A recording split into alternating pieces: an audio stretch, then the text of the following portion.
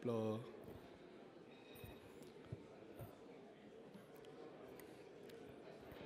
Si vous voulez bien, on va commencer notre réunion de ce matin.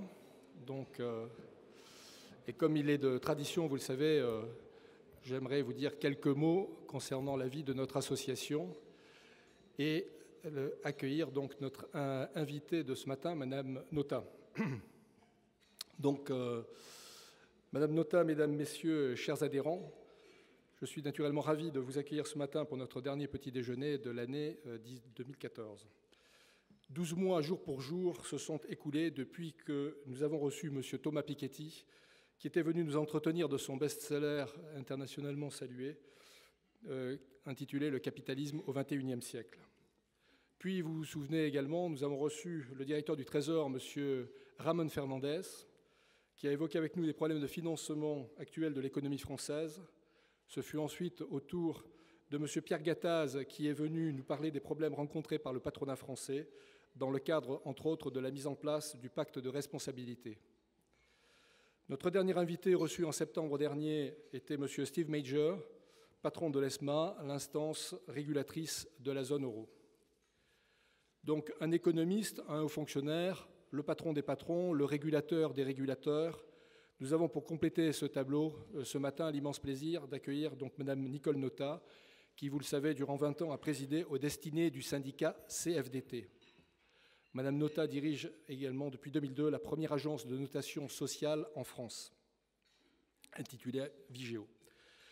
Mais avant de demander à notre oratrice de nous faire part de sa vision de l'entreprise citoyenne, je voudrais vous rappeler les derniers temps forts connus par notre association récemment. Tout d'abord, naturellement, je ne peux pas passer sous silence le succès considérable rencontré mi-novembre par nos journées d'études. En effet, durant 2 jours, près de 1200 personnes se sont bousculées dans l'enceinte du Palais Brognard, déambulant parmi plus de 60 stands tenus par nos sponsors. Vous en souvenez naturellement, ces journées donc, ont été déclinées selon 2 axes. Le premier était « Internationalisons ». Ce fut le mot d'ordre donc, de cette première journée. La première matinée, vous le savez, a été ouverte par M. Xavier Fontanet dans le cadre d'une intervention très remarquée. Et vous le savez également, M. Fontanet donc, nous a largement distribué son livre « Pourquoi pas ». J'espère que Mme Notat, vous l'avez parcouru, sinon lu. On se rappelle tous naturellement de sa fameuse métaphore du jockey et du cheval, ça m'a personnellement marqué. Innovant fut le slogan de la 2e journée dont le coup d'envoi a été donné par M. François Pérolle, président du groupe BPCE. Lors de son intervention, M. Pérolle a abordé des thèmes majeurs pour son groupe, mais également pour la plupart de ses concurrents banquiers, parmi lesquels la mondialisation, la digitalisation et le renforcement de la réglementation. Je profite de l'occasion qui m'est ici offerte pour, au nom des 1500 adhérents de la FTE et de son conseil d'administration, remercier encore les 12 membres du comité de pilotage et plus particulièrement les 2 brillants copilotes qu'ont été d'une part Madame Dominique Expert, spécialiste reconnue des questions de trésorerie sur la place, et d'autre part Monsieur François Dalverny, directeur des financements et de la trésorerie du groupe Essilor. Je remercie également les collaborateurs de la structure support qui, sous la houlette de notre déléguée générale, Mme Véronique Nassour, n'ont pas ménagé leur peine pour faire de ces 2 jours une grande réussite. Enfin, plus de 60 intervenants se sont succédés lors des matinées plénières et dans le cadre des 12 ateliers. Et là aussi, je les remercie tous très chaleureusement pour avoir pris le temps de venir dispenser aux nombreux participants une large partie de leur savoir. Alors, puisque j'ai ouvert le chapitre des manifestations, je ne peux m'empêcher de revenir sur le succès également rencontré il y a très peu de temps, donc c'était avant-hier, par le dîner annuel organisé par notre délégation Nord-de-France. En effet, au cours de cette soirée qui a rassemblé plus de 150 invités, nous avons eu le plaisir d'accueillir 2 anciens présidents de la FTE, Mme Patricia Barbizet, qui est aujourd'hui, vous le savez, directeur général d'Artémis, et M. Gérard Sourlarue, actuellement président du comité de pilotage EuroPP. Nos 2 ex-présidents avaient accepté de débattre autour du thème « Quelle place pour le capitalisme français de demain ?» Je remercie naturellement vivement notre délégué régional Antoine Besançonnet, qui est trésorier du groupe Le Safre, et toute son équipe pour cette très belle soirée. Je profite de cette tribune pour vous signaler dès à présent que notre prochain petit déjeuner aura lieu donc ici même, le 11 février prochain. Nous aurons à cet égard le plaisir de dialoguer avec M. Pascal Lamy, ancien directeur général de l'OMC, qui s'est proposé de répondre à la question suivante: est-ce que la France peut rejoindre le peloton de tête? J'espère que vous viendrez nombreux écouter notre invité, qui en profitera, je pense, sans doute pour vous dédicacer son ouvrage, paru récemment, sous un titre aux accents napoléoniens, « Quand la France s'éveillera ». Par ailleurs, je vous rappelle que la FTE a décidé de jouer un rôle très actif dans le développement des financements désintermédiés au bénéfice des ETI et plus particulièrement des placements privés appelés EuroPP. Je remercie donc très chaleureusement le vice-président, M. Hervé Labbé, qui, en collaboration avec Gérard Soularue, les autorités de place, à savoir Banque de France, AMF, Trésor en particulier, et les autres partenaires, dont Paris Europlace, réalisent une action de promotion tout à fait remarquable. Je vous annonce donc dès à présent que le 13 mars prochain se tiendra donc à la Maison de la Chimie la journée de la charte EuroPP, qui devrait réunir, selon nos estimations, près de 400 professionnels. Il s'agit en effet de mettre un terme à la phase de réflexion et voir comment donc passer efficacement à l'action. Concernant les femmes et les hommes clés de notre association, permettez-moi tout d'abord de remercier Madame Hélène Guessant, directeur des financements et des trésoreries du groupe Chantel, qui depuis 2011 était administrateur de la FTE et qui, prenant du galon au sein de son entreprise, a été contrainte de passer la main. Je regrette d'autant plus sa décision qu'Hélène s'était beaucoup impliquée au sein de notre association pour porter les couleurs des ETI et militer en leur faveur afin que leurs problématiques propres de trésorerie et de financement soient largement prises en compte par l'association. C'est donc Mme Catherine Bouvier, responsable de trésorerie, financement et crédit manager du groupe Gerbet, qui a accepté de lui succéder. Je l'en remercie donc très cordialement. Par ailleurs, Patrick Claude, directeur des financements et de la trésorerie du groupe Renault, administrateur de la FTE et surtout directeur de la publication de notre mensuel La lettre du trésorier, a également décidé de se retirer parce qu'appelé à de plus hautes fonctions au sein du groupe Renault. Patrick est donc remplacé par M. François Dalverny, que j'ai présenté il y a peu. Je remercie donc chaleureusement Patrick pour les 2 ans qu'il a passés au sein du Conseil et surtout pour la rigueur avec laquelle il a piloté, en collaboration avec Arnaud Brunet, le comité de rédaction afin que la lettre du trésorier demeure un magazine de haute tenue, participant activement au rayonnement de notre association. J'en arrive donc à notre invitée de ce matin, Madame Nicole Notat, qui a bien donc voulu intervenir sur le thème responsabilité sociale et finances d'entreprise. Madame Notat, vous êtes issue d'une famille d'agriculteurs. Vous êtes née, selon mes renseignements, le 26 juillet 1947 dans un petit village appelé Châtrice, à la frontière des départements de la Marne et de la Meuse, proche de Saint-Ménéhould, capitale gastronomique du Pied-de-Port panais.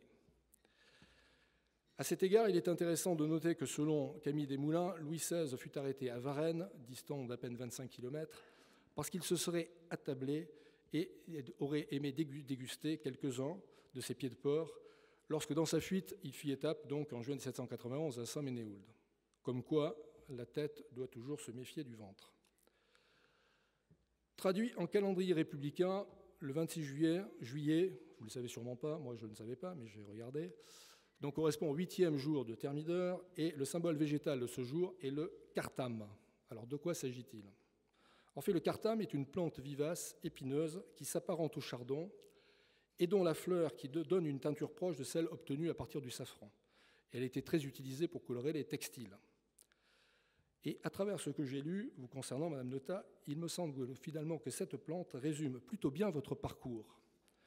En effet, il vous a fallu savoir être épineuse pour survivre et vous faire une place dans un monde peu réputé pour son accueil spontané de la gente féminine.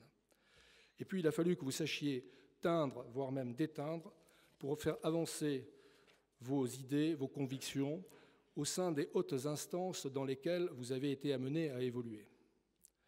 Après donc des études à l'école normale d'instituteurs de Bar-le-Duc, vous devenez institutrice pour enfants en difficulté.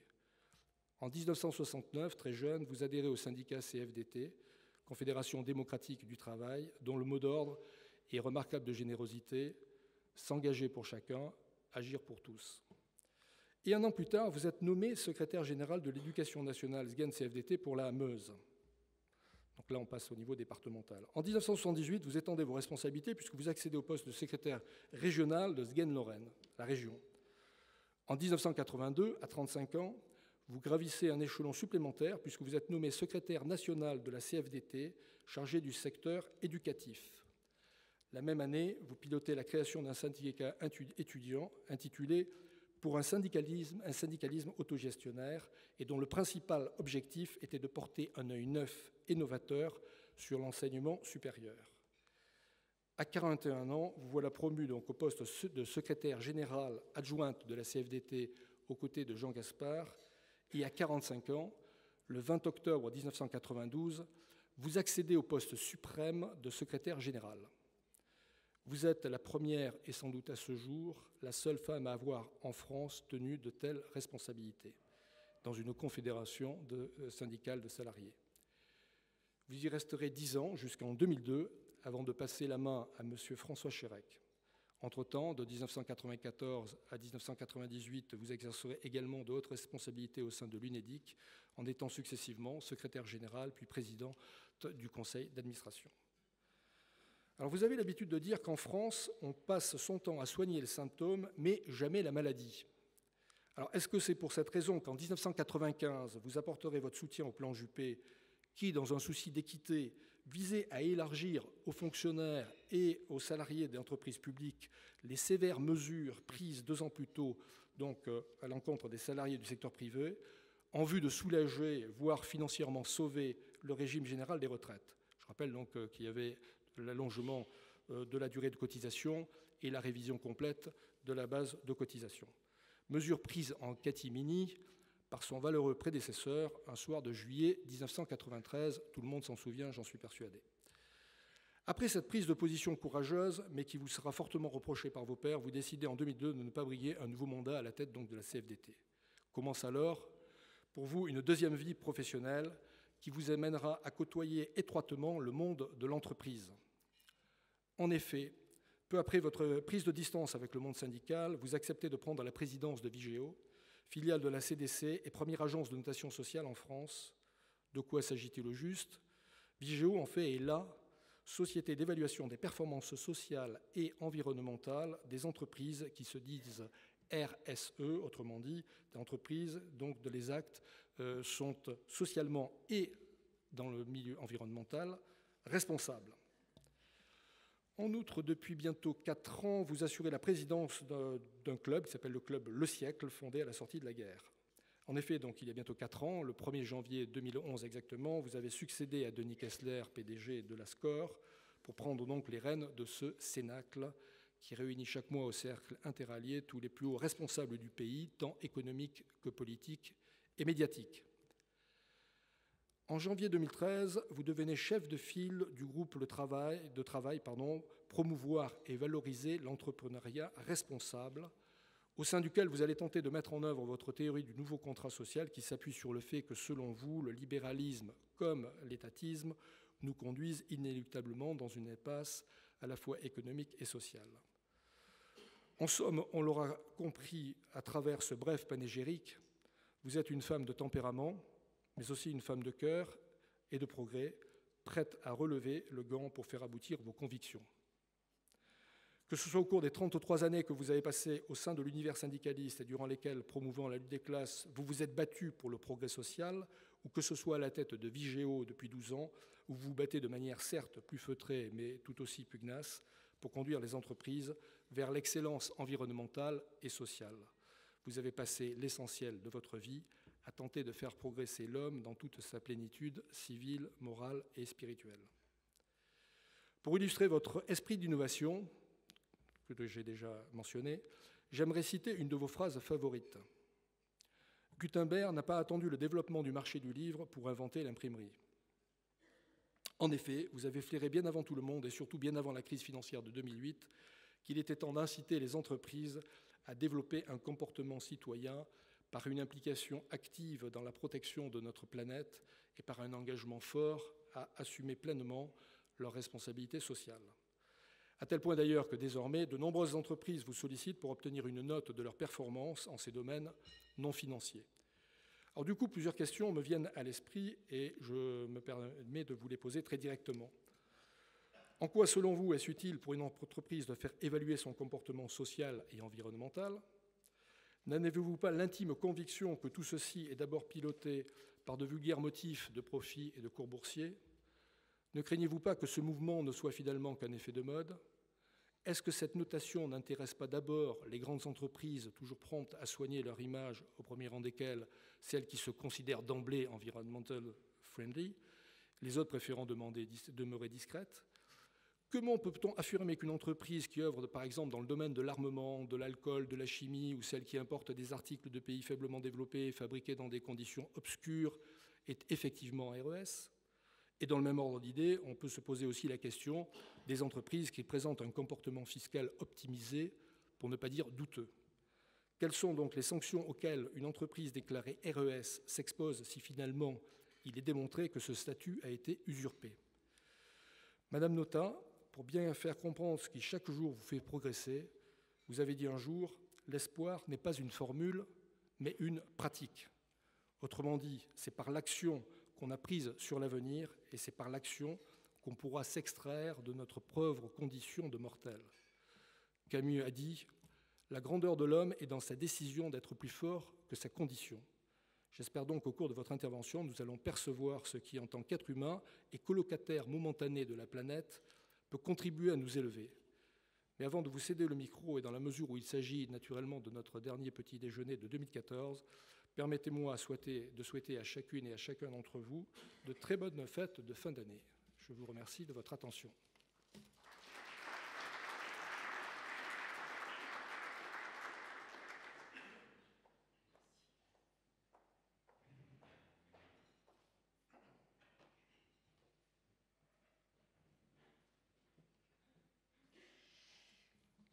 Eh bien, bonjour à toutes et à toutes. Merci, Monsieur le Président, de votre accueil. Vous avez mis la barre haut. Je vais donc devoir, en tout cas, m'efforcer d'être à la hauteur de cette, on va dire, de cette histoire me concernant qui a sans doute pris le parti de ne relever que les bons côtés d'une personnalité. C'est sans doute la loi du genre. Je vais donc ce matin vous parler de responsabilité d'entreprise, de finances responsables. Je vais vous parler de ce nouveau métier qui est la notation extra-financière, en espérant qu'au fil de mon propos, je réponde, Monsieur le Président, aux questions que vous avez très directement posées et en même temps en laissant le temps du débat, car finalement rien n'est mieux que d'ouvrir le dialogue sur ces questions. Donc, la responsabilité d'entreprise, la finance durable, ce sont incontestablement des concepts aujourd'hui qui se sont affirmés dans la rhétorique des entreprises, qui s'installent dans les agendas des COMEX, parfois des conseils d'administration, voire des assemblées générales.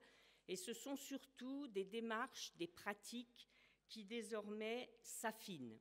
Je ne dirais pas, loin de là, que ce sont des démarches qui sont complètement abouties, car il y a dans ce type d'activité, de prise en compte de ce que signifie la responsabilité sociale environnementale d'une entreprise comme de la finance responsable, des tâtonnements, des temps de maturité nécessaires qui font que tout le monde n'en est pas, bien sûr, au même point. Et c'est peut-être d'ailleurs ça qui fait l'intérêt actuellement de ces nouvelles réalités.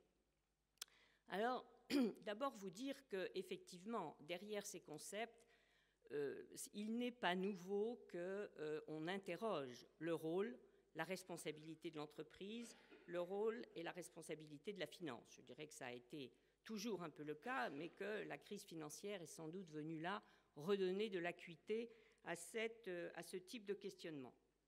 Vous l'aviez dit, Monsieur le Président, le concept d'entreprise citoyenne est né en France, porté par Jean Gandois, que tout le monde a connu et qui dans sa fin de carrière, était président du CNPF.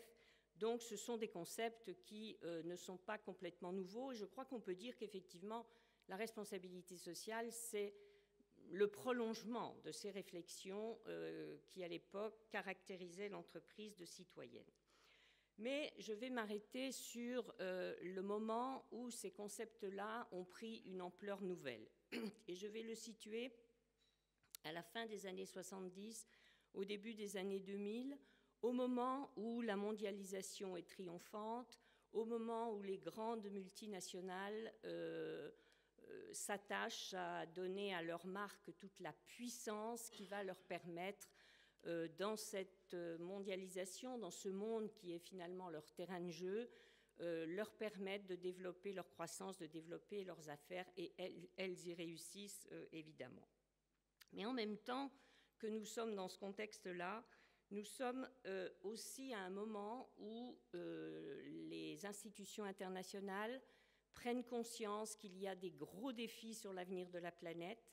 Le rapport Brundtland, qui a été publié déjà quelques années avant, avait tiré la sonnette d'alarme sur l'idée qu'il y avait de gros enjeux si nous voulions que les générations futures puissent satisfaire à leurs propres besoins de la même façon que les générations actuelles. Donc il y avait là de gros enjeux qui déjà parlaient des questions de changement climatique, qui déjà parlaient de nécessaires évolutions de consommation énergétique, qui parlaient bien sûr de grandes inégalités de développement, qui déjà parlaient parfois dans des pays où la démocratie, l'état de droit n'était pas affirmé, de détournement de fruits de la croissance, de corruption. C'est un moment où tout cela a vraiment pris de l'ampleur et pris un caractère nouveau pour les acteurs. C'est le moment aussi où on assiste au scandale d'Enron, où on assiste à la catastrophe de l'Erika, où on a aussi le scandale de Parmalat en Italie. Donc vous voyez qu'il commence à y avoir des sujets qui arrivent à la conscience et à l'opinion publique mondiale et qui placent le projecteur sur des comportements d'entreprise, et là en l'occurrence sur quelques comportements déviants, ou en tout cas où les impacts sont considérés comme très problématiques. Et dans ce moment, je vais vite dans le contexte, on voit apparaître, et là on le voit apparaître dans la fin des années 90, début des années 2000, on voit apparaître une opinion publique qui, elle aussi, a su utiliser l'internationalisation de l'information et les nouvelles technologies, qui est, grâce à des ONG, grâce à des médias qui se spécialisent sur un certain nombre de causes environnementales, de droits de l'homme ou sociales, qui font émerger un certain nombre de sujets et qui pointent l'entreprise comme étant celle à qui on va demander des comptes, de manière, dans ce monde où elle est parfois plus puissante que certains États, on attend d'elle qu'elle dise si elle va contribuer à sa place, avec son rôle, aux résolutions des problèmes de la planète, ou si au contraire elle va y être purement et simplement indifférente, qu'elle fait ses affaires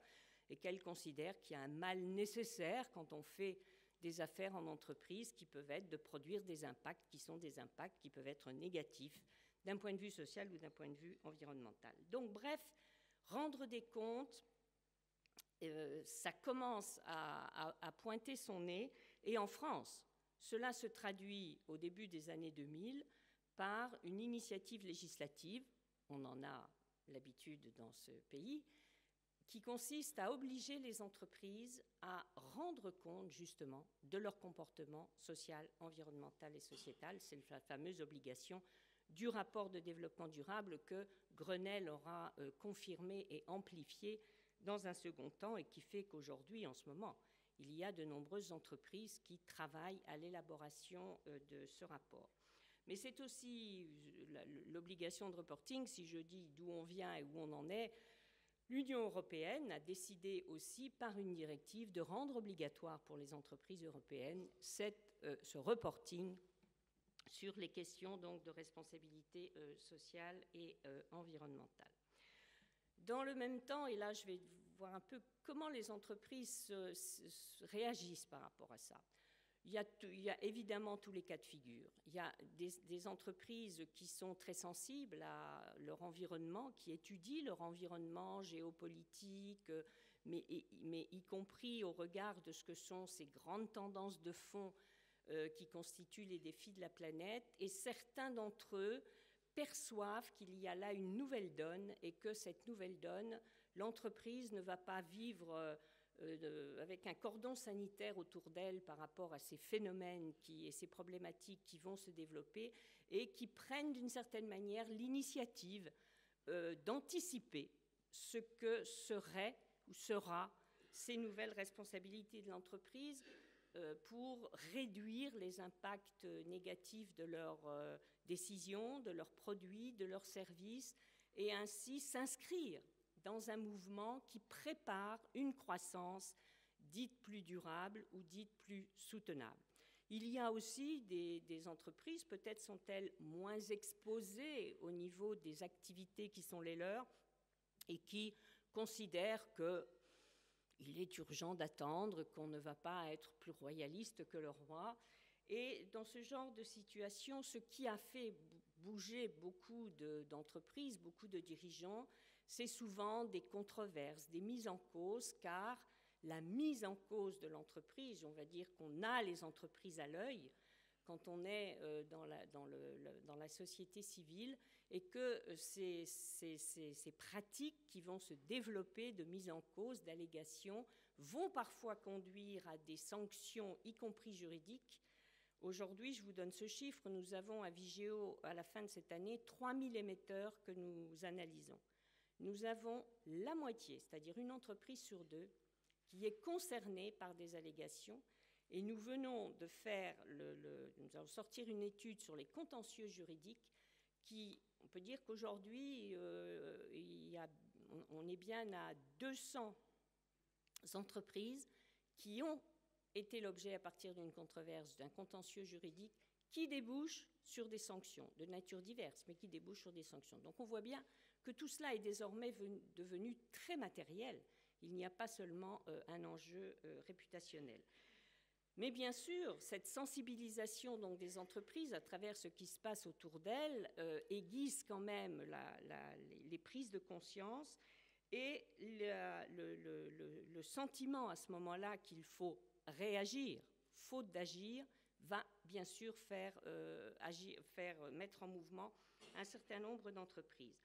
Mais je dirais, en parlant de celles qui ont, je dirais, qui sont peut-être les plus éclairées et qui ont compris qu'ils n'avancent pas recul et que le fait de ne pas se mettre en situation d'épouser ce mouvement qui est irréversible sera pour elles source de risques, source peut-être d'ailleurs de problèmes par rapport à leur survie demain, différemment selon leur secteur d'activité, mais quand même.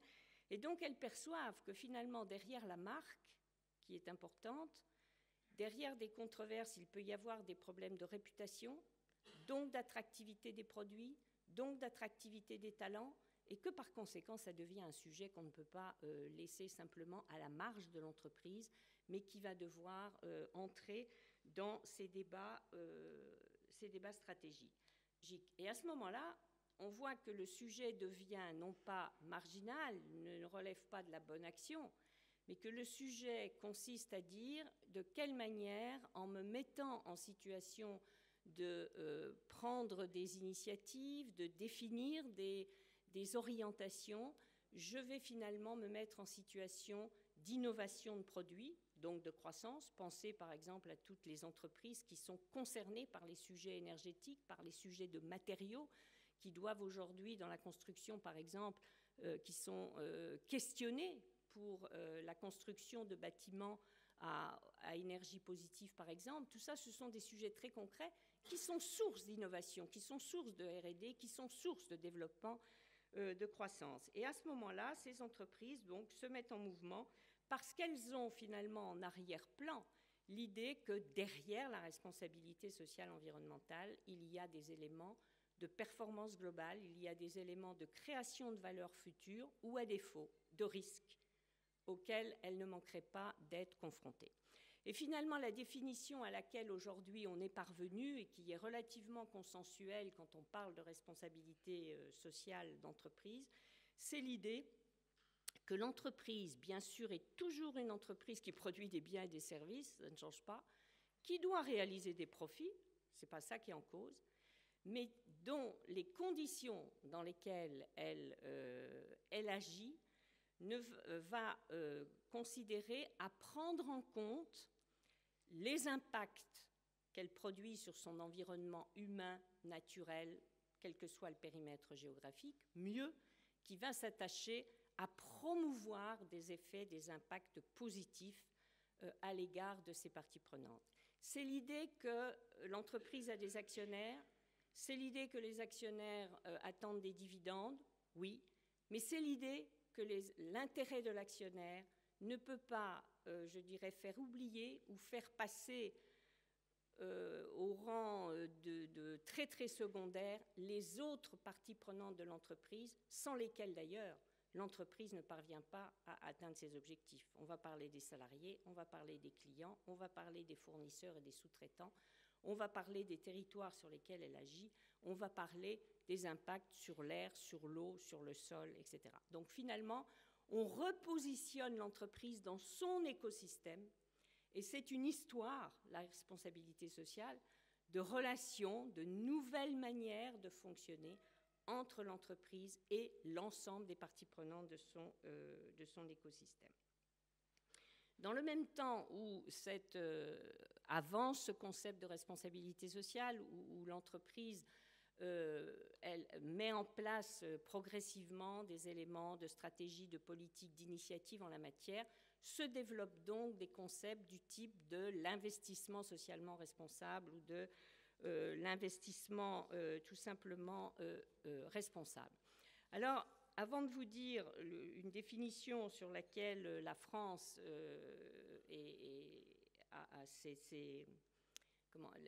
un consensus s'est trouvé pour une définition, il faut bien voir qu'à l'origine de ça, cet investissement socialement responsable, et vous y faisiez écho, Monsieur le Président, en parlant finalement d'un certain nombre d'activités qui peuvent être considérées comme n'étant pas dignes pour un certain nombre d'investisseurs à orienter leurs investissements. Oui, initialement, et il y a de ça maintenant plus de 100 ans, aux États-Unis, l'investissement dit éthique, c'est un investissement à l'initiative d'investisseurs collectifs ou individuels. Beaucoup des congrégations religieuses, c'est les Quakers aux États-Unis qui sont à l'origine, et qui décident finalement de réduire leur univers d'investissement pour en extraire des émetteurs qui ont des activités qu'ils jugent contraires à leurs préférences, à leurs choix philosophiques, moraux ou religieux. Et on va donc avoir des pratiques d'investissement qui excluent des entreprises qui produisent de l'alcool, du tabac, de la pornographie, la liste peut bien évidemment s'élargir, jusqu'à aujourd'hui des investisseurs qui vont refuser d'investir par exemple aussi dans le nucléaire. Donc ce mode de pratique d'investissement est un investissement qui existe encore aujourd'hui, la pratique de l'exclusion des univers d'investissement. Et vous voyez qu'à ce moment-là, ces groupes d'investisseurs sont bien sûr intéressés au rendement, mais ils ne font pas du rendement de leur investissement l'objectif premier de leur démarche. L'objectif premier de leur démarche, c'est en quelque sorte d'agir sur l'économie, sur la représentation qu'ils se font du monde dans lequel ils souhaitent vivre et d'avoir de ce biais-là, par ce biais-là, une certaine influence. Mais donc, ne pensez pas que cette démarche n'existe pas, y compris au niveau européen. On a encore des investisseurs qui sont attachés à cette démarche-là, et on a observé ces dernières années d'ailleurs qu'elle n'était pas du tout en régression, mais même encore un peu en développement sur le territoire européen.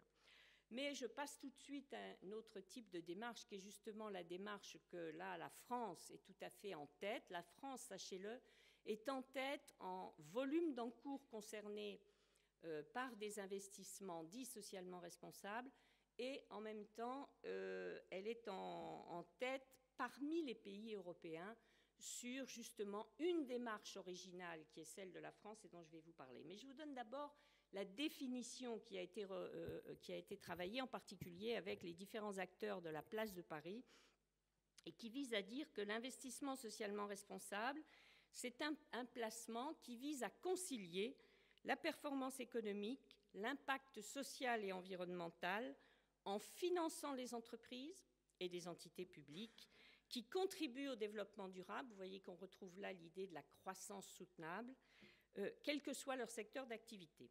Et ajoute-t-il, en influençant la gouvernance et le comportement des acteurs, sous-entendu les émetteurs, l'ISR favorise une économie responsable. Voilà la définition autour de laquelle les acteurs de la place de Paris se sont mis d'accord et qui guide une démarche d'investissement qui consiste plutôt à retenir dans leur portefeuille d'investissement des entreprises qui sont les plus avancées, qui ont les meilleurs résultats relatifs justement à la prise en compte de leurs enjeux sociaux, environnementaux et de gouvernance. Donc on n'est pas, vous voyez là, dans une démarche d'exclusion pour cause d'activité controversée, mais pour véritablement initier un mouvement qui vise à encourager ceux qui sont les plus avancés. Et ce qui souvent est une troisième démarche ISR, qui, lorsqu'il est couplé à cette démarche qu'on a appelée le best in class, donc les premiers, les plus avancés de la classe sont sélectionnés, c'est celui du dialogue et de l'engagement, et où un certain nombre d'acteurs souhaitent dialoguer avec les émetteurs en leur disant « Attention, vous êtes dans mon portefeuille, je vous retiens dans mon portefeuille, mais je ne vous sens pas tout à fait en maîtrise de risque, par exemple, sur un sujet environnemental ou au contraire sur un problème social qui peut interférer. » Et à ce moment-là, l'investisseur ou le gérant, d'une certaine manière, influence l'entreprise à évoluer, à progresser. Vous voyez qu'on est donc là dans des démarches qui sont au cœur de la performance de l'investisseur. On n'est pas dans la bonne action, là encore, c'est comme avec la responsabilité sociale. Et ce qui est intéressant, c'est de voir ce que disent les investisseurs ou gérants qui pratiquent l'investissement responsable. Ils disent, la première raison, et ça, le jour où ils l'ont affirmé, c'était une bonne nouvelle, c'est d'abord notre responsabilité fiduciaire. Ce qui voulait dire que la conviction était faite que ce n'est pas parce que l'on pratiquait de l'investissement socialement responsable, donc qu'on réduisait d'une certaine façon un peu l'univers d'investissement, puisqu'il y avait toujours le filtre financier, mais en plus du filtre financier, il y a un deuxième filtre qui définit votre univers d'investissement. Eh bien, démonstration est faite qu'il n'y a pas de sous-performance du fait de réduire cet univers. Alors, je sais que ce constat contredit toutes les théories financières qui justement disent qu'en principe, quand on réduit son univers d'investissement, il y a plus de risques, il y a de performance. Bon, au niveau de la pratique concrète et de terrain, ce n'est pas ce que l'on vérifie. Leur deuxième motivation, c'est la motivation du risque de réputation.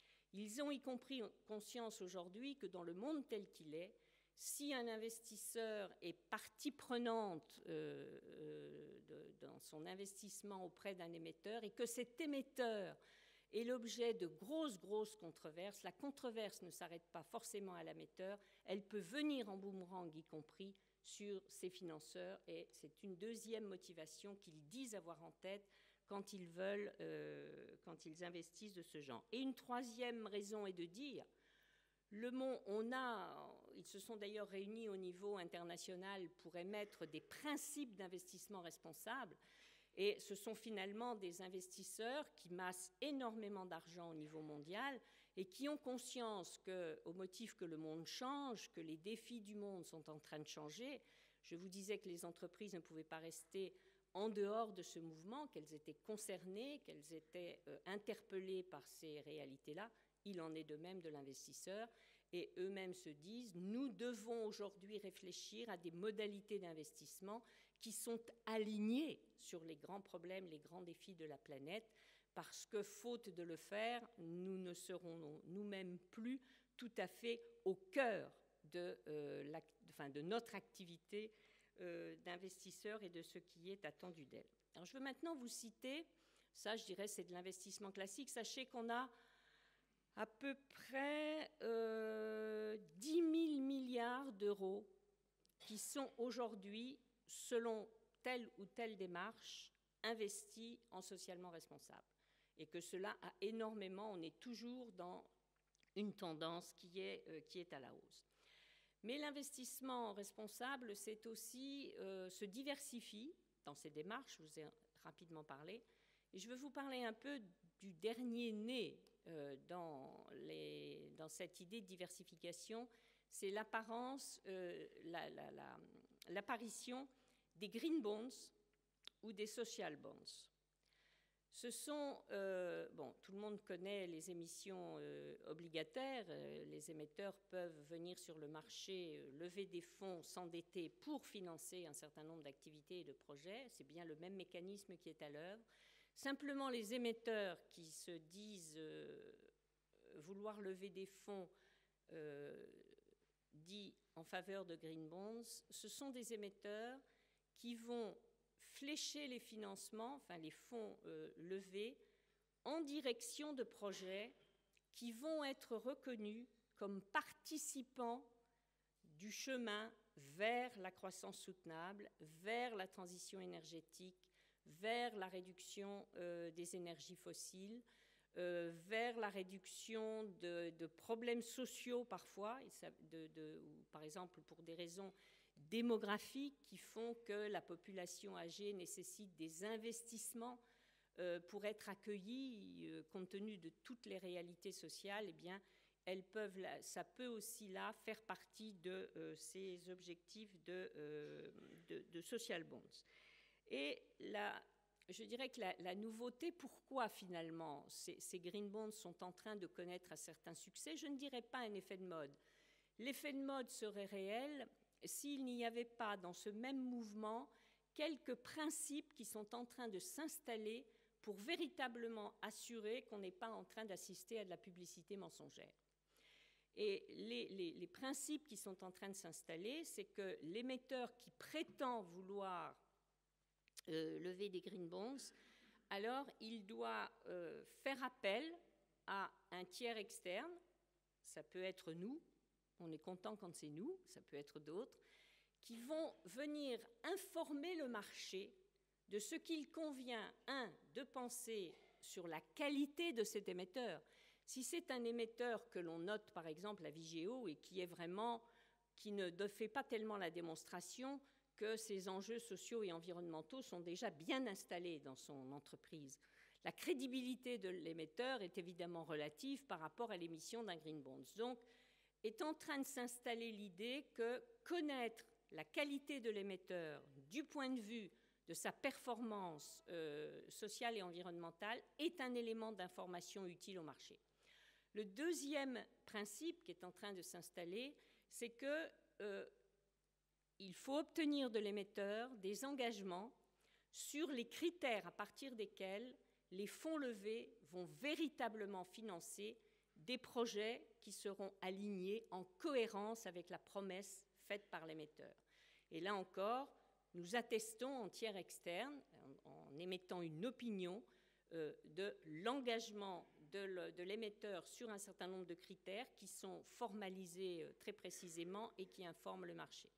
Un troisième principe qui s'installe, c'est que une fois la levée de fonds et que le fléchage des projets se fait, il y ait un autre tiers externe qui vienne vérifier l'alignement des projets véritablement financés avec ce qui a été annoncé avant l'émission.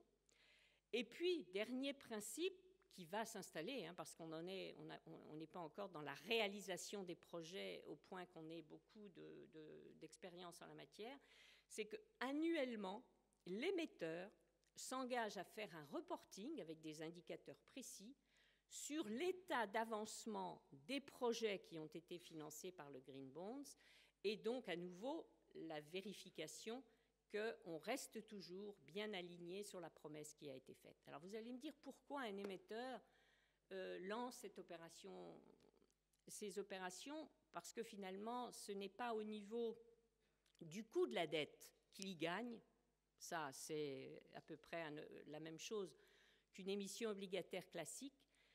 Et vous voyez bien que du côté de l'émetteur, il y a la volonté pour lui d'apparaître comme un acteur qui est véritablement engagé selon la nature d'activité qui est la sienne, bien sûr, et que ça fait sens, engagé vers la construction de cette croissance soutenable auquel tout le monde aspire. Et du côté de l'investisseur, ces émetteurs accueillent plus d'investisseurs que si l'émission n'avait pas été, entre guillemets, verte. C'est-à-dire que tous les investisseurs socialement responsables viennent et l'émetteur y gagne une diversification de ces investisseurs pour la levée de fonds en question. Et les investisseurs, d'une certaine manière, sont aussi intéressés par cette nouvelle manière de fonctionner qui installe un dialogue singulier et nouveau entre lui et l'émetteur, puisque finalement, régulièrement, il va être informé des conditions dans lesquelles avance ce que l'émetteur est venu solliciter auprès de lui pour financer ses projets. Voilà, donc ça, je pense que c'est très porteur, et en tout cas, on est témoin de ce point de vue que cette que ces green bonds on connaisse aujourd'hui un succès à Paris, en Espagne, aux États-Unis. Donc vraiment, c'est quelque chose qui est en train d'intéresser beaucoup d'acteurs. Un dernier mot, et nous dans tout ça, les agences de notation extra-financière. Je dirais que les agences extra-financières qui ont 10, 15 ans d'âge, hein, nous sommes des nouveau-nés presque encore et pas encore tout à fait à l'âge adulte. Notre rôle, c'est finalement d'être l'intermédiaire entre l'émetteur et l'investisseur. Un mot tout de suite, contrairement aux agences financières, ce ne sont pas les émetteurs qui financent leur notation extra-financière. Ce sont les investisseurs et gérants d'actifs qui veulent pratiquer l'intégration de facteurs sociaux ou environnementaux dans leur processus de placement, qui s'abonnent à la recherche que nous produisons et qui l'utilisent. Donc l'émetteur n'est pas à la source, n'est pas celui qui déclenche sa notation extra-financière. C'est évidemment un élément tout à fait différenciant par rapport aux agences financières et sur le modèle économique qui est le nôtre. Donc je dirais trait d'union entre les émetteurs et les investisseurs, dans la mesure où ce que notre métier, c'est de collecter cette information, qui est notre matière première, sur les émetteurs, et de la qualifier, d'émettre des opinions sur un degré, je dirais, d'intégration dans les stratégies et les opérations de l'entreprise des facteurs sociaux, environnementaux et de comportement sur les marchés qui relèvent bien sûr de son secteur d'activité.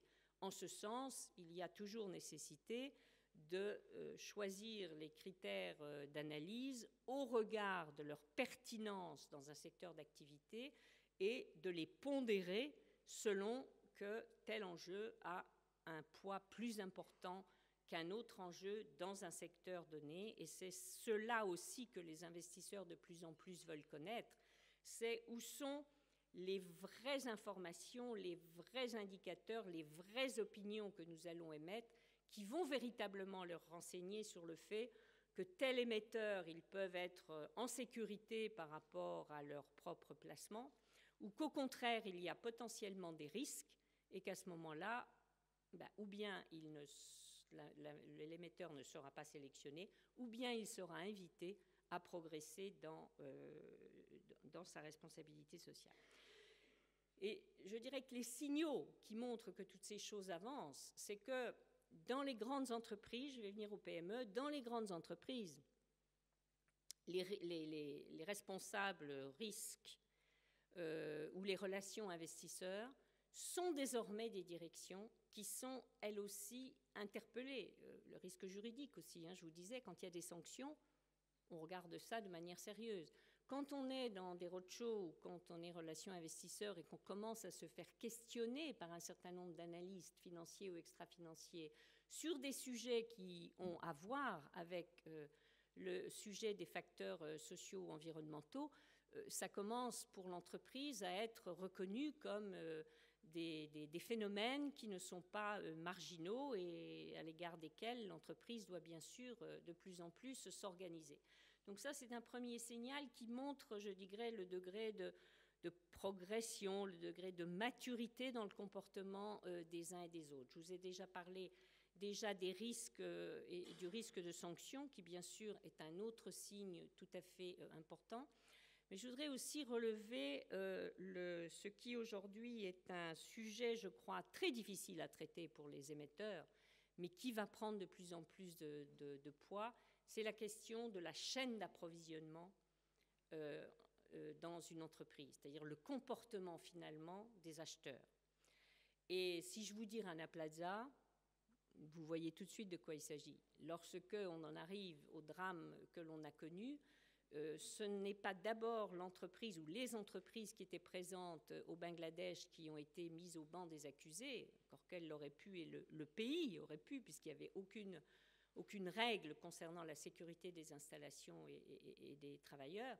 Ce sont ceux qui venaient se fournir auprès de ces entreprises, les grands distributeurs internationaux, les grandes marques de textiles, qui, elles, ont été immédiatement sommées de participer à la réparation des dommages, à la création d'un fonds qui devait permettre d'indemniser des victimes et de créer progressivement des conditions de sélection des fournisseurs qui garantissent la qualité et la sécurité des installations. Donc vous voyez que là, tout de suite, ça remonte et ça revient sur l'acheteur. Et c'est quelque chose de très difficile pour des acheteurs de grands groupes où il y a des fournisseurs multiples dans le monde d'affirmer et d'être assurés qu'ils vont véritablement maîtriser leur chaîne d'approvisionnement et d'avoir des fournisseurs qui eux-mêmes assurent un certain nombre de respects de standards sociaux et environnementaux, alors qu'on sait que le dilemme, c'est que quand on est acheteur, on veut bien sûr acheter de la qualité, mais en même temps au meilleur prix, pour ne pas dire au plus bas prix. Et donc on est en train des arbitrages et des dilemmes très importants dans ce genre de situation qui amènent à bouger les curseurs et à bouger les arbitrages entre le moins-disant prix et le juste prix. Ce sont des débats qui maintenant sont très présents du côté des acheteurs. Et vous savez qu'en France, il existe une médiation aux relations interentreprises qui a créé une charte où 500 entreprises en France, grandes et moyennes, ont signé cette charte qui disent des comportements responsables de l'acheteur français en direction de sa filière d'approvisionnement sur le territoire français et en particulier des PME. Et j'en viens donc aux PME, car vous savez que si je ne prends que les délais de paiement, si vous durez à payer vos fournisseurs, ça peut parfois être tout à fait dramatique pour une PME. Donc ça, c'est un des critères dans cette charte en question. Mais les PME ne sont pas seulement concernées parce qu'elles vont être, on va dire, embarquées par des grands groupes qui vont les accompagner et qui vont les aider à elles-mêmes entrer dans cette problématique-là de la responsabilité ou, disons, du respect de standards sociaux et environnementaux. Il existe aussi des PME qui, de manière volontaire, ont souhaité faire la démonstration que parce qu'elles étaient dans un secteur, on va dire par exemple de relations avec des grandes entreprises et qu'elles veulent d'une certaine manière montrer leur différence par rapport à d'autres quant à ces enjeux-là, mais aussi quand elles sont par exemple dans le B2C. Le B2C est évidemment beaucoup plus sensible à ces sujets, au risque de la controverse, de la prise en compte par les médias d'un certain nombre de choses-là. Regardez les secteurs de l'agroalimentaire, par exemple. C'est aujourd'hui des secteurs qui sont très attentifs à la sécurité, bien sûr, de ce que l'on vend. Et il y a des segments de consommateurs aujourd'hui qui sont très actifs, y compris, pour identifier la véracité des informations qui sont données. Si sur un rayon on annonce du bio, il vaut mieux, là encore, ne pas faire de publicité mensongère. Bref, il y a des sujets qui deviennent très, très sensibles et sur lesquels les entreprises aujourd'hui ne peuvent pas du tout s'exonérer. Voilà, je m'arrête. J'ai l'impression d'avoir été déjà trop longue, mais en conclusion, je veux juste vous dire vraiment une conviction. Ma conviction, c'est qu'il n'y aura pas de mouvement, on est dans un mouvement irréversible et qu'on va prendre du temps, les entreprises avanceront à leur rythme, les degrés de maturité dans les pratiques de responsabilité sociale ou d'investissement responsable vont eux-mêmes progresser au rythme, je dirais, des pressions de la société ou au rythme de l'exemplarité qu'un certain nombre d'acteurs vont avoir et permettront d'entraîner derrière. Mais vraiment, je pense que ce soit parce qu'il y aurait un risque à rester immobile ou au contraire positivement, il y a tout à gagner à s'engager dans cette voie. Je pense que les entreprises aujourd'hui sont véritablement sur le chemin qui est le chemin d'une responsabilité qui s'élargit à d'autres facteurs que ceux auxquels elle était habituée il y a encore 12-15 ans. Je vous remercie.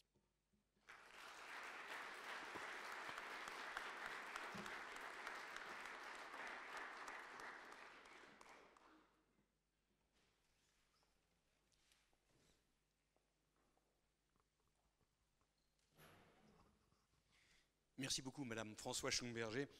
Je voudrais revenir sur un point proche de nos métiers et sur la relation émetteur-investisseur que vous avez abordée, parce que, j'avoue mon ignorance, il y a quelque chose quand même qui me surprend et sur lequel vous allez peut-être pouvoir un peu plus éclairer. Dans la relation émetteur-investisseur, je crois imaginer et comprendre l'intérêt de l'investisseur et de l'émetteur. Il y a un win-win, il y a un risque et un intérêt pour les deux.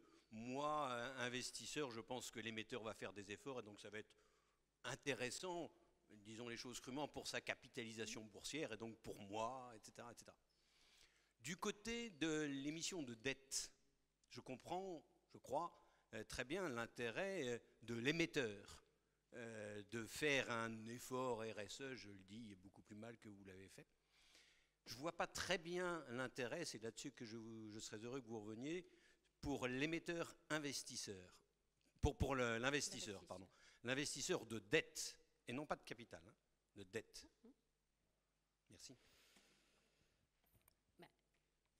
Premièrement, il y a un constat, c'est que dans tous les cas que nous avons connus, le nombre d'investisseurs intéressés par ce type d'émission a augmenté, et que ceux qui se recommandent de pratiques et de démarches socialement responsables sont venus à ce type ont abondé, augmentant ainsi, comme je le disais, le nombre d'investisseurs qu'habituellement les directions financières avaient l'habitude de rencontrer dans ce genre d'émission.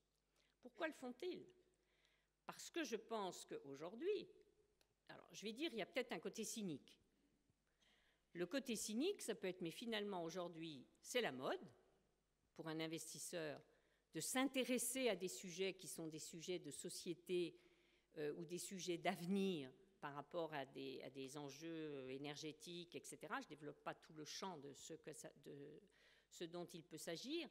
Et du même coup, ce n'est pas un gros investissement de ma part que de participer à cette émission, montrant ainsi que je suis un investisseur qui a la préoccupation d'un investissement plus conforme à ce que sera l'économie demain. La deuxième raison, c'est qu'il y a des investisseurs socialement responsables très sincères qui progressent dans leur pratique d'investissement responsable et dont on ne peut pas dire qu'il s'agit d'un zeste de critères simplement sociaux ou environnementaux qui suffisent à ce qu'il se présente comme un investisseur socialement responsable. Et certains d'entre eux ont aujourd'hui, enfin je dirais presque entre guillemets, se sont pris au jeu, se sont tellement intéressés à cette nouvelle donne et tellement pris conscience qu'ils avaient aussi un rôle à jouer. Alors pas un rôle sur le plan moral seulement, pas sur le plan de, je dirais, de l'intérêt social ou sociétal qu'ils peuvent porter à un sujet, mais que, y compris dans le cœur de leur activité, ce type d'investissement aujourd'hui donnera une indication pour l'avenir et qu'ils veulent en être.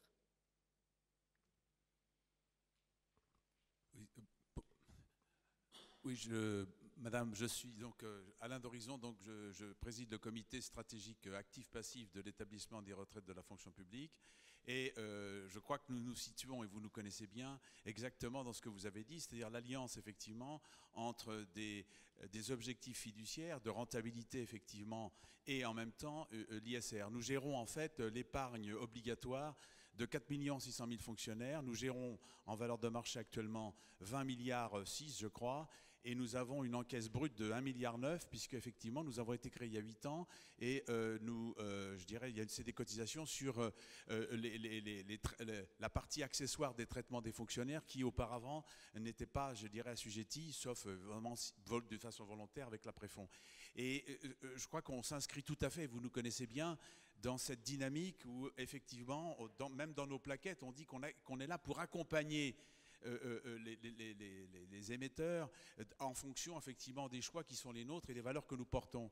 Et effectivement, on a inscrit une charte ISR ab initio quand on a été créé il y a 8 ans. Nous avons des filtres ISR, donc, et nous avons d'ailleurs tous les ans des prix, des awards au niveau international. Et je suis allé il n'y a pas très longtemps avec la direction générale à Toronto et on a beaucoup discuté de ces points-là avec des investisseurs qui sont beaucoup plus importants que nous. Mais enfin, je crois que c'est un témoignage et j'en profite pour faire de la publicité pour cet établissement qui a un nom épouvantable, puisque l'acronyme est ERAFP. Mais en fait, on est un des acteurs quand même importants, je crois, et on montre l'exemple à travers la fonction publique de ce que, effectivement, des établissements publics peuvent apporter effectivement dans ce domaine. Et j'ajouterais, parce que vous avez été modeste, que cet organisme-là, depuis le début, a décidé non pas seulement d'investir ISR pour une poche de leurs encours, mais surtout leurs encours. Et à ma connaissance, c'est aussi ça qui fait que les RAFP est très regardé et intéresse beaucoup de monde. C'est que très peu d'investisseurs ont décidé de mettre tout en gestion ISR.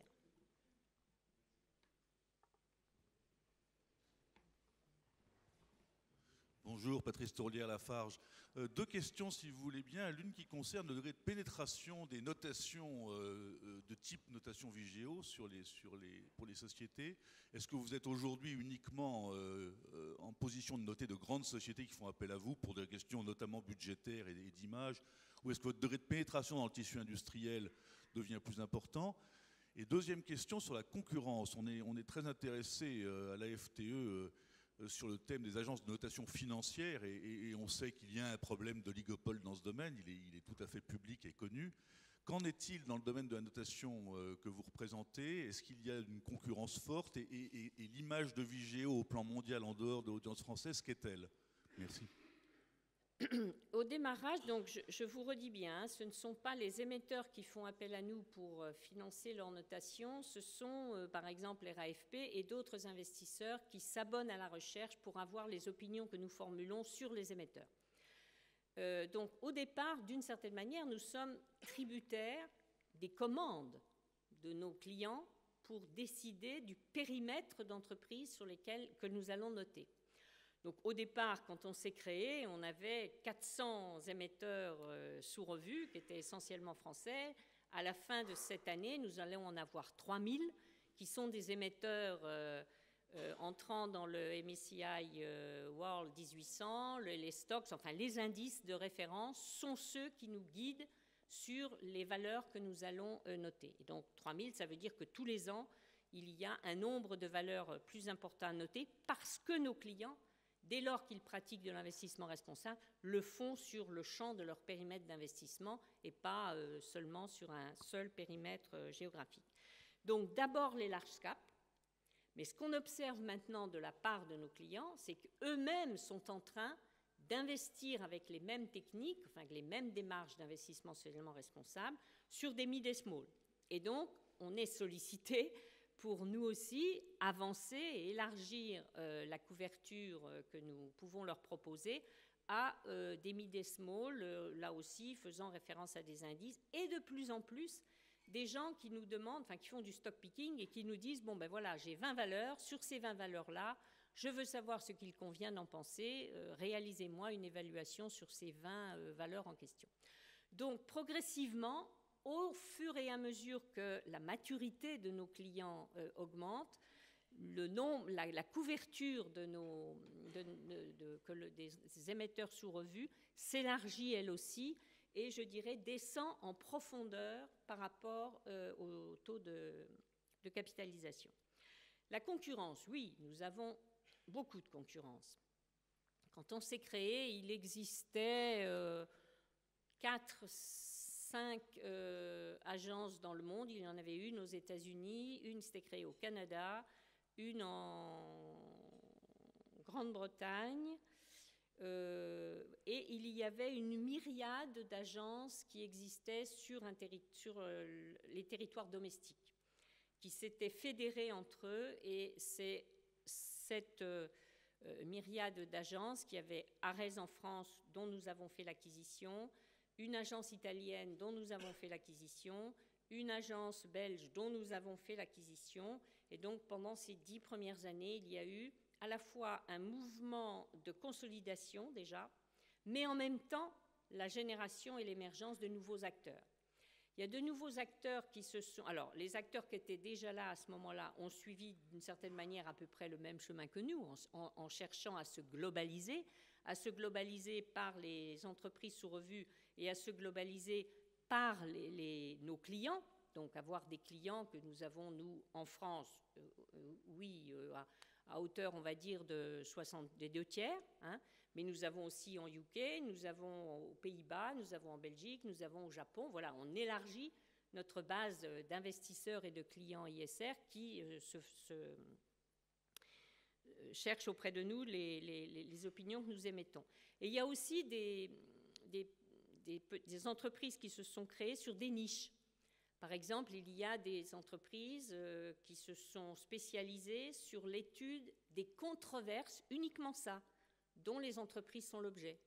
D'autres se sont spécialisées pour identifier les entreprises qui pratiquent des activités controversées et par exemple qui vont fournir aux investisseurs intéressés le nombre d'entreprises qui ont par exemple à voir avec l'intervention sur des animaux. Vous savez qu'il y a des causes de ce genre.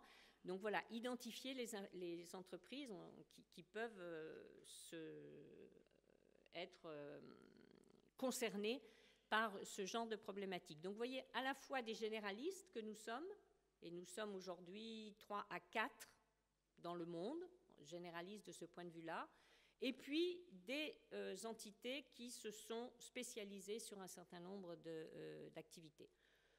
Très honnêtement, je pense que même si je vous ai dit que le marché était en dynamique sur le sujet, je pense qu'on vit aujourd'hui une situation où le marché n'est pas en état d'absorber la totalité des offres qui existent aujourd'hui sur le marché de la notation extra-financière. Il faut vraisemblablement imaginer qu'il y aura d'autres étapes de consolidation. Bonjour, Grégoire Comte, Barclays. Alors, 2 petites questions. La première sur la prolongation de la question précédente sur la concurrence. J'ai cru entendre que vous étiez aujourd'hui filiale de la CDC, si j'ai bien entendu. Et donc, est-ce que ce sont des fonds publics? Est-ce que, par rapport à la question précédente, vous avez mission à assurer un service public? Ou si, effectivement, le succès de votre mission se prolonge, est-ce que vous avez vocation à sortir de la sphère publique? Et la deuxième question, c'est sur le mode de fonctionnement. Vous l'avez expliqué, rémunéré par les investisseurs. comment est-ce que vous accédez à suffisamment d'informations de la part des émetteurs pour être sûr d'avoir des informations qui sont pertinentes? Aujourd'hui, si je suis émetteur et que je m'adresse à Standard & Poor's, j'ouvre mes portes à Standard & Poor's pour qu'ils puissent avoir les informations nécessaires. Aujourd'hui, est-ce que uniquement à partir d'informations que vous trouvez de manière publique, est-ce que vous avez suffisamment d'informations? Merci. Alors, notre capital, la CDC, à l'origine, est entrée au capital de Vigeo parce qu'elle était à l'origine de la création d'Arez, avec les caisses d'épargne d'ailleurs. Et moi, j'ai d'abord créé Vigeo. Et en créant Vigeo, j'ai choisi une forme de capital tout à fait particulier, pluraliste. Donc, on est une SAS, hein, on n'est donc pas du tout une entreprise à caractère public. Et avec 3 collèges au capital. On a un collège investisseur gérant d'actifs, qui est au capital de Vigeo et qui a la majorité de notre capital. Et en ce moment, c'est BPCE qui est l'actionnaire de référence. Et je vais vous expliquer pourquoi. Un collège qui est un collège d'entreprises. Chaque entreprise aujourd'hui au capital de Vigeo, il y en a une trentaine, ont 0,7% du capital. Et un 3e collège qui est fait d'ONG et de syndicats qui ont aussi participé au capital. Et donc, cette pluralité d'actionnaires était considérée, et je crois qu'on a bien fait, la preuve en a été faite, que c'était la meilleure manière d'assurer l'indépendance de l'agence dans la réalisation de ses opinions. Donc, pas du tout de service public. La CDC est venue parce que lorsqu'on a fait l'acquisition d'Arez, c'était la CDC et les caisses d'épargne qui étaient actionnaires d'Arez. Et donc, à ce moment-là, ils sont arrivés au capital de Vigeo. Et comme vous le savez, CDC et caisses d'épargne ont produit des effets successifs de consolidation qui est arrivé aujourd'hui à BPCE. Et c'est la raison pour laquelle c'est BPCE qui siège comme acteur de référence. Vous posez évidemment une question tout à fait pertinente sur l'information à laquelle nous pouvons avoir accès, puisque c'est notre matière première. Et donc, plus l'information est complète, plus elle est fiable, plus évidemment la notation reflète une réalité conforme elle-même à la réalité de l'entreprise. Il faut vous dire qu'en 12 ans de temps, on a aujourd'hui, la capacité des entreprises qu'on évalue depuis le début à s'organiser, à se structurer, pour organiser, et puis l'obligation du reporting qui a été faite par les pouvoirs publics, ont constitué un atout, un facteur tout à fait important dans la capacité des entreprises à organiser, collecter, organiser, structurer leur information pour pouvoir nous apporter les informations utiles à l'élaboration de notre opinion. Et là, on a une technique effectivement de collecte multisource d'ailleurs, pas seulement sur l'entreprise elle-même, mais éventuellement d'informations qui viennent d'ailleurs sur l'entreprise, sur les champs qu'on observe. Et lorsqu'il nous manque des informations, nous allons en dialogue avec l'entreprise pour obtenir des informations qui manquent, si on peut les avoir, ou au contraire, quand on a des informations contradictoires et qu'on a besoin de se forger une information sur la fiabilité de l'information. Chose importante que l'on prend en compte également, c'est les vérifications, de plus en plus par les commissaires aux comptes, que l'information qui est publiée est considérée comme sincère, matérielle, et que donc nous pouvons nous la considérer comme fiable dans notre manière de la traiter. Notre méthode prévoit que, surtout au début, quand on avait des 45-50% d'indicateurs que nous cherchons, aujourd'hui, on a une entreprise, on est en train de sortir une étude sur de quoi les entreprises rendent-elles compte. On a des entreprises aujourd'hui qui renseignent sur les indicateurs dont nous avons besoin entre 95 et 99%. Ça veut dire qu'il y a vraiment des entreprises qui se sont organisées, structurées, et donc qui le font sur leur périmètre d'activité. Mais lorsque nous n'avons pas d'information, nous considérons dans notre méthode d'analyse que c'est une information.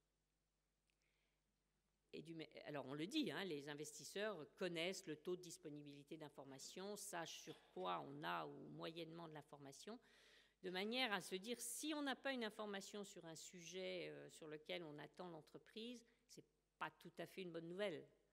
Si l'entreprise elle-même n'a pas l'information, ça ne doit pas être le signe d'une prise en compte forte d'un sujet qu'on analyse. Voilà. Mais si je regarde vraiment la dynamique, on est vraiment maintenant dans des entreprises qui progressent là-dessus. Et en faisant les pays et les entreprises des pays émergents qu'on fait maintenant depuis 2 ans, on s'attendait à avoir des taux d'information très faibles. C'est vrai pour un certain nombre.